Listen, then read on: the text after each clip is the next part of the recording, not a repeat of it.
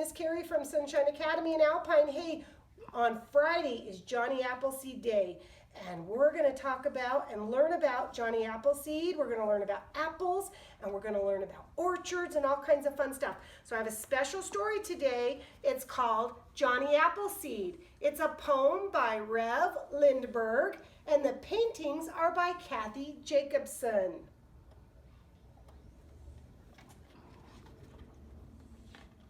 In the early days of the America frontier, when most of the nation was still wild, unsettled land, there lived a man with great courage and gentleness. He traveled through the wilderness planting apple trees. His name was Johnny Chapman, though he came to be known to the generation of Americans as Johnny Appleseed. This is one story about his gift to our country.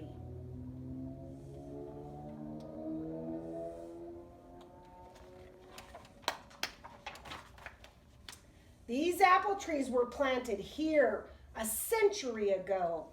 100 years of springtime blooms and 100 years of snow.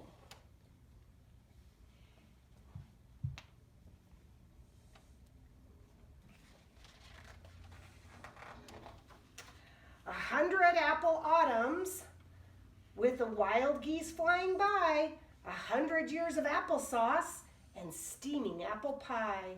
The man who planted apple trees once stood here on this land, a sack of seeds upon his back and a Bible in his hand.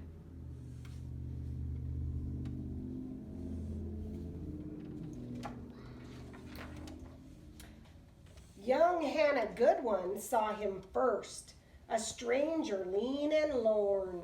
His face was thin and his feet were bare.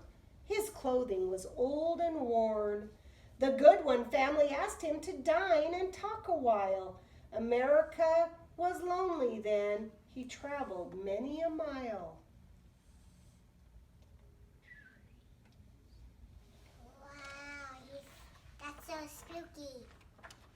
But he said he'd gladly stay to sup, but could not linger here. He had to go plant apple trees across the great frontier. He said it was a wide, wild land, a lonesome land and long. He said his apples sharp and sweet would make the country strong. The family listened while he spoke of forests green and grand, of prairies vast with waving grass, of rivers ribbed in sand. He spoke of families like their own, all moving bravely west with guns and tots and cooking pots to claim the wilderness.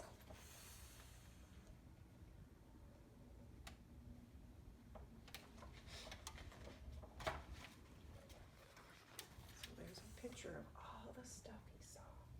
He saw rivers and mountains, forests. He said that he'd bring them apple trees, our Lord's gift to the earth. He said the sun would warm his seeds and the rain would give them birth. He said that each good orchard grown would bear fruit as God planned and give the yearning pioneers a taste of the promised lands.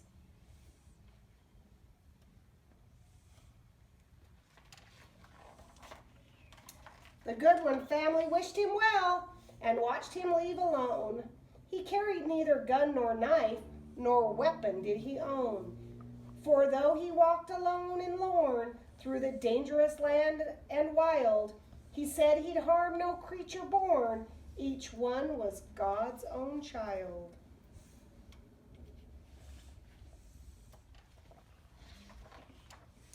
Young Hannah heard the tales of him, all through her growing years, as he bought apples sharp and sweet to other pioneers. She heard he walked through day and night, and through the winds that moan. She heard he walked in snow and rain that chilled him to the bone.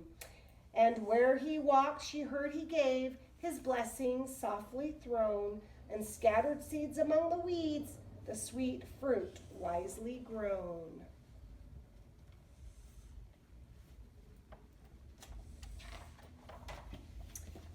She heard that he loved the forest land and all its creatures too, wild deer and hare, wild wolf and bear, and every bird that flew. She heard the Indians trusted him. He knew the things they knew, which plants would heal or make a meal, which streams ran clear and true.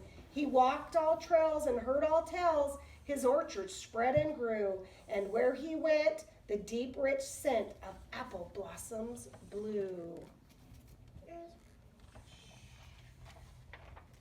Old Hannah Goodwin saw him first. When many years had gone, he came in by the orchard gate, a quiet hour past dawn. Old Hannah knew his gentle smile, his face so long and thin. There was a Bible in his hand, and he spoke of where he'd been. He walked all through America, and all his seeds had sown. He planted apples sharp and sweet, and swiftly they had grown. There was spicy apple cider now, out on the western plain, and there was applesauce in Iowa, and apple pie in Maine. Apples crossed wide Missouri, and down in Ohio, sharp and sweet across the land, they made our country grow.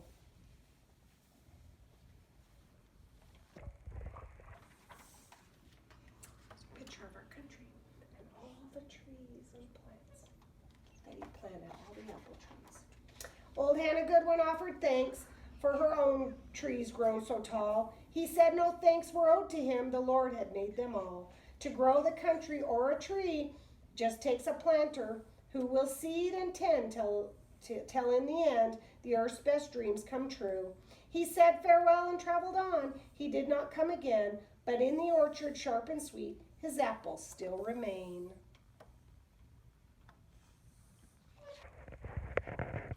Old Hannah Goodwin talked of him in apple time each year, and when the orchard came to harvest and the air was crisp and clear, she'd ask the children to remember and to thank the Lord indeed for apples sharp and apples sweet and Johnny Appleseed. So Johnny Appleseed was a real person, although many of the tales told about him were not probably true. People had been telling Johnny Appleseed stories for almost 200 years, so it sometimes is hard to separate the real history from the real life from the legends. His name was Johnny Chapman. He was born in September of 1774 in Leominster, Massachusetts, the son of Nathaniel Chapman, a farmer and a carpenter who fought in the American Revolution War, and his wife Elizabeth, we don't know much about Johnny Chapman's childhood except that he probably grew up in Connecticut Valley, but in 1797, when he was 23 years old, he had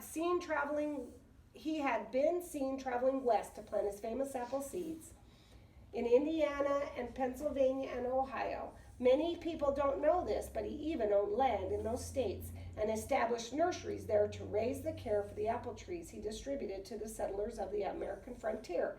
Apples were very important in the wilderness in the early Americans, and they